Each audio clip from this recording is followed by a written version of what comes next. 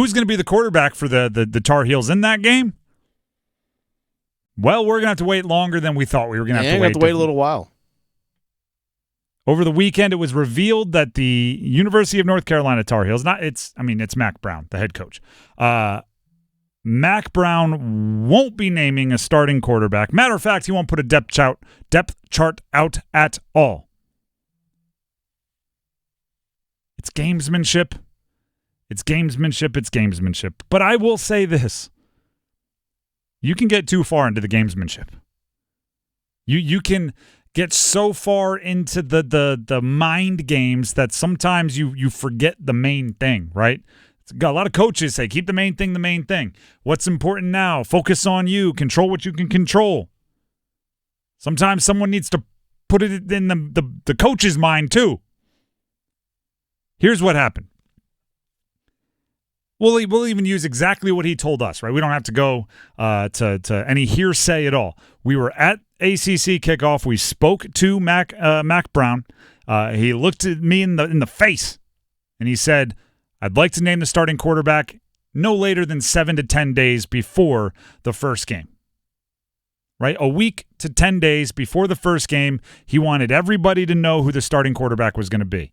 That, again, he told it to us, would give the player enough time to kind of live in it a little bit, and that would give everybody else enough time to understand what's going on. Today's the 10-day mark, by the way. So right about now is when he was expecting to be kind of, all right, the clock is ticking, we got to name a starter. Then Minnesota announced they aren't putting out a depth chart. Minnesota is UNC's week 1 opponent, road game out there in the Land O'Lakes. Minnesota isn't putting out a depth chart, so now UNC is going to match that energy. Oh, you aren't telling us who's starting? We aren't telling you who's starting. Ha, ha, ha. I get it. Right? I see the whole... I get it. I like okay, you think you're going to push me around. You don't do the pushing around. I do the pushing around. I don't agree with it, though. Like, do you... And Dennis, you've been the coach of a college program. Mm-hmm. I don't think you gain that much, right? I get that there's some kind of surprise. Ha, you prepared for the wrong guy all along. I don't think you get that much of an advantage. Like after the first drive, it's like, all right, now we know who the quarterback's going to be. Yeah. If you got that kind of advantage, right? Because Connor Harrell and Max Johnson are two very different quarterbacks. Yeah, very much so. So if you prepare for the running quarterback, you get the pocket passer. You prepare for the pocket passer, you get the running quarterback. There's a difference there. If it was a big enough advantage, wouldn't you mix it up like, I don't know, every game you don't know who the starting quarterback's going to be. Maybe that's the plan. Because it's such a huge advantage, and we went through it. It's like, why wouldn't you, I don't know, hey, it's like a switch hitter, right? Hey, this time, coming out of halftime, we're throwing the dual threat at you. Like, it's I just don't see the massive advantage compared to the benefits that come from building up your players' confidence, that come from not making them have another thing to think about going into the first week. Like, there's going to be player media availabilities. They're going to get asked about the quarterbacks a bunch, and you're going to have all of them doing their best, like, Leonardo DiCaprio impression, putting on an acting class of, oh, well, we love them both, and we're going to have to see, when they should be saying, this is our guy, we've rallied behind him, we're ready to win games with him. I keep coming back to this kind of I keep coming back to this statement. It's about you, right? You made it very clear that for your team, you thought it was best to do X, Y, and Z. Then Minnesota does something, and now you're changing your path. And I'm going, what Minnesota does shouldn't have that kind of control over you. It's about you, right? Make it about you. Right? And by the way, I agreed with what you were saying. When we talked with Mack Brown, I didn't fight back on any of it because I agreed with it all. If I knew he was going to pivot and change his mind, I probably would ask him some more difficult questions about how he plans on handling this. But when he said, like, no, 7 to 10 days is when we expect to have a guy named, that's what I was like, all right, cool.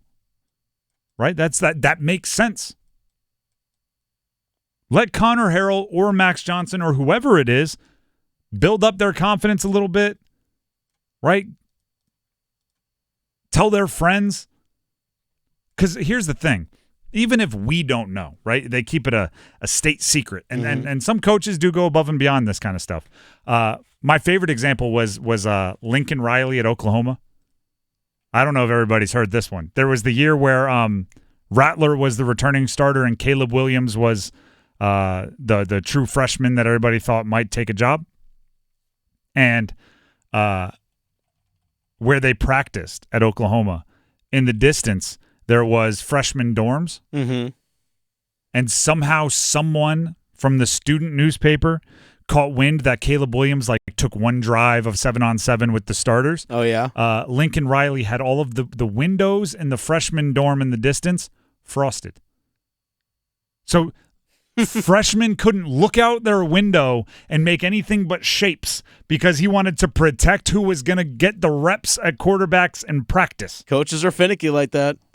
And I'm going, make it about you. Right? Make it, if Caleb Williams is getting the rep, Caleb Williams got the rep, and you should be able to look at Spencer Rattler in the face and say, you're our starter. Caleb Williams got some reps. This is how it all happens. I'm not saying he was keeping it from Spencer Rattler. I'm saying it was obvious so they didn't have to handle those questions. Make it about what you think is best for your team and do the whole, the only people that matter are the ones in this building. I don't care if they can see us coming. Right? I don't care if they know Connor Harrell is going to be the starting quarterback. I don't care if they know Max Johnson is going to be the starting quarterback, because when we line up, our offense is going to be so good that if they prepared for a running quarterback, it doesn't matter. Be more Zach Greinke. Ready for this reference? Zach Greinke, the pitcher, has been known to, if he really doesn't like the hitter, or if there's some kind of debate or some kind of arguing going on, he'll just look at the catcher and be like, curveball. He'll say it out loud. And he'll throw it. And then he'll throw it because he's like, I don't think you understand. I'm so good, you can know what's coming and you still can't hit it. Yeah, that was all part of the sign stealing stuff that was taking place with the Astros and all those things. I think Mack Brown, I think they know. I 100% think they 100% know. And or they genuinely are making a decision on the timeline that they hope they would, and in the next 3 days they'll decide and tell the team. I think my gut tells me that they know. And the whole Minnesota not going to release a depth chart, okay, we're going to do the same thing. That's the gamesmanship of it. Because Minnesota, do you have to prepare for two different styles of play, like pocket passer or running quarterback? You're kind of splitting your focus.